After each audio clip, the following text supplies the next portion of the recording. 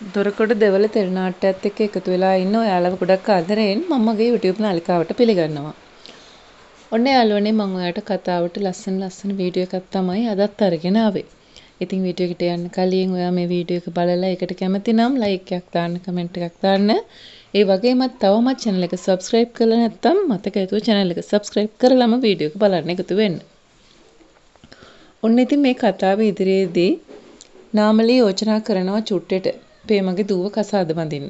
මොකද චුට්ටෙත් මේ වෙලාවේ නාමලීට කඹර හිටියට චුට්ටෙත් තනිවිච්ච මිනිස්සෙක්නේ. ඒ වුණාට චුට්ටේ තමයි මේ නාමලීලගේ ගෙදර දරදිය ඔක්කොම අදින්නේ. දාවිත්ගෙන් වෙන්න තියෙන යුතුයකම් ගොඩාක් චුට්ටේ තමයි ඉෂ්ට කරන්නේ. නාමලීට ඒක ලොකු හයියක්. ඒ වුණාට නාමලීට හිතක් නැහැ ඒ විදිහට චුට්ටගෙන් වැට ගන්න. ඒ වගේම තමයි චුට්ටෙට කාත් කවුරුවක් නැති බව නාමලී හොඳටම දන්නවනේ. ඉතින් ඔන්න ඔය දේවල් එක තමයි නාමලී හිතන්නේ චුට්ටේව පිළිවෙලක් කරන්න ඕන කියලා. ඉතින් චුට්ටේව පිළිවෙලක් කරන්න ඕන නිසා නාමලී තමයි මේ යෝජනාව ගේන්නේ. ඉතින් අපි බලමු කතාව ඉස්සරහදී නාමලීගේ මේ යෝජනාවට පේමගේ දූ කැමති වේවිද කියලා. අනිවාර්යයෙන්ම පේමගේ දූ මේ වෙලාවේදී නම් නාමලීගේ මේ යෝජනාවට කැමති වෙන්න ඕනේ. මොකද දැන් එයා හුඟක් අමාරුවක වැටලා ඉන්නේ.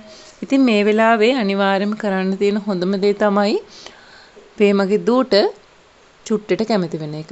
ඉතින් මේ කතාව ඉදිරියේදී අපිට බලා ගන්න පුළුවන් වෙනවා නාමලී විසින් මෙන්න මේ දෙන්නව එකතු කරලා විවාහ කරලා දෙන්න සූදානම් වෙන වීඩියෝ එකක්.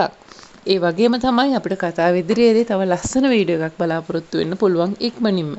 ඒ තමයි නාමලීගේ චූටි දුව හරි ඉක්මනින් කතා කරන්න පටන් ගන්න එක. ඉතින් ඔයා මොකද මේ ගැන කියන්න හිතෙන්නේ කියලා මට අනිවාර්යයෙන්ම කමෙන්ට් එකක් දාන්න.